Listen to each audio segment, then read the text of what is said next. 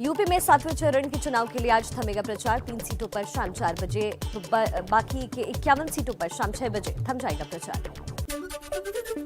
UP चुनाव के 7वें चरण में 9 जिलों की 54 विधानसभा सीटों पर कल होगा मतदान। 10 मार्च को आएंगे नतीजे।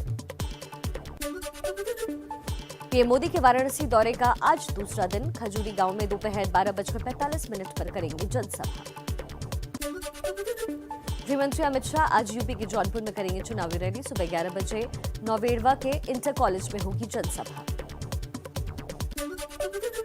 बीजेपी के राष्ट्रीय अध्यक्ष जेपी नड्डा आज यूपी के भदोही में करेंगे चुनाव प्रचार। सुबह 11 बजे ज्ञानपुर में करेंगे जनसभा।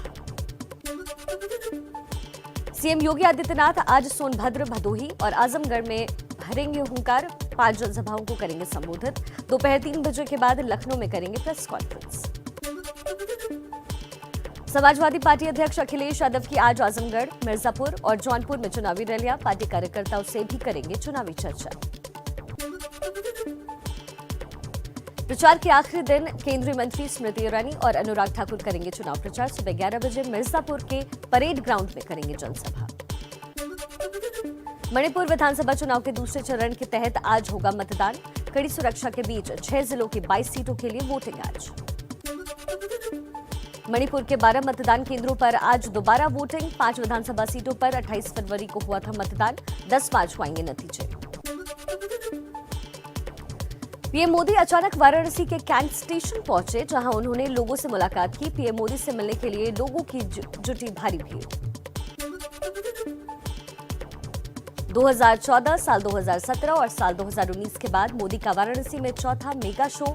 वाराणसी में 7 मार्च को आखिरी चरण का चुनाव। 10 मार्च को नतीजे आएंगे।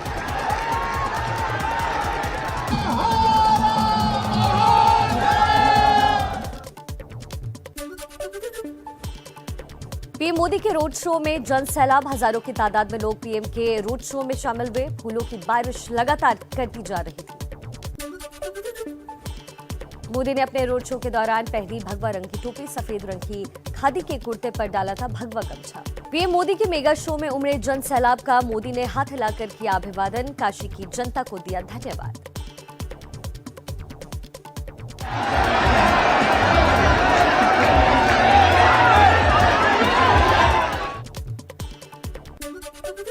यूपी के गाजीपुर में गृहमंत्री अमित शाह की चुनावी रैली। अखिलेश यादव पर लगाया जाति धर्म की राजनीति करने का आरोप। कहा यूपी में 300 पार वाली बीजेपी सरकार बनेगी। बाबू के चश्मे में 2 ही काट, एक जाति के लिए था और दूसरा एक धर्म के लिए था, जिसमें भी आप और मैं नहीं आते हैं। पीएम मोदी के बाद वाराणसी में अखिलेश यादव का रोड शो। पंडित मदन मोहन मालवीय की प्रतिमा का किया माल्यार्पण। रथ यात्रा चौराहे से गिरजाघर तक रोड शो देखा।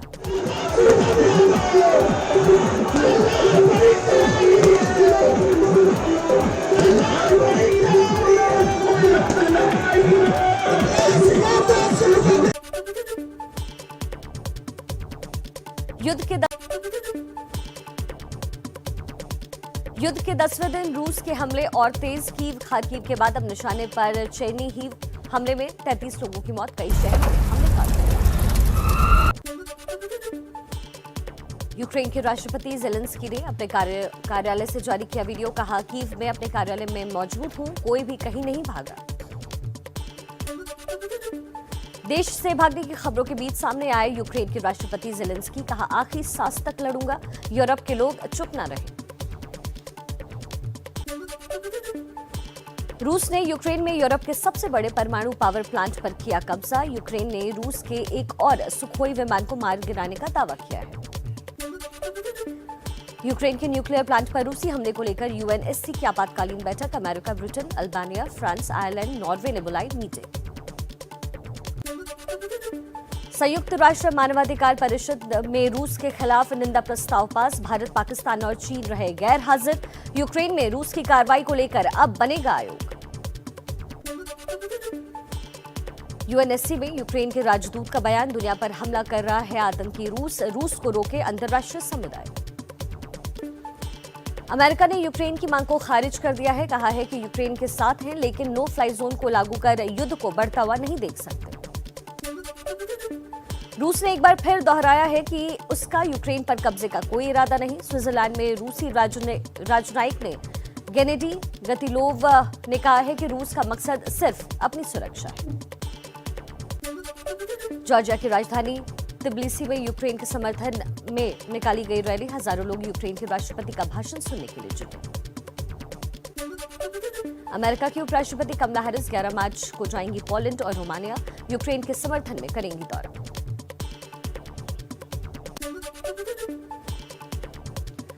यूक्रेनी सेना ने किया दावा, रूस के सुखोई विमान को मार गिराया।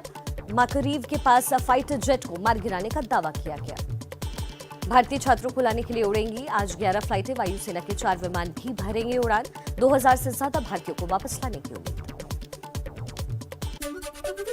यूक्रेन में फंसे छात्रों पर भारत के विदेश मंत्रालय का बयान, बिना सीज फायर के सभी छात्रों को निकालना मुश्किल है।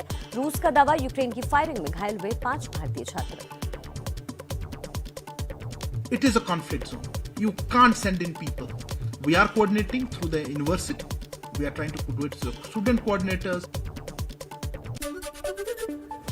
यूक्रेन में गोली से जख्मी भारतीय छात्र को वापस भेजा गया। कीव से पोलैंड बॉर्डर की तरफ जा रहे एक छात्र को लगी थी गोली। केंद्रीय मंत्री वीके सिंह ने दी जानकारी।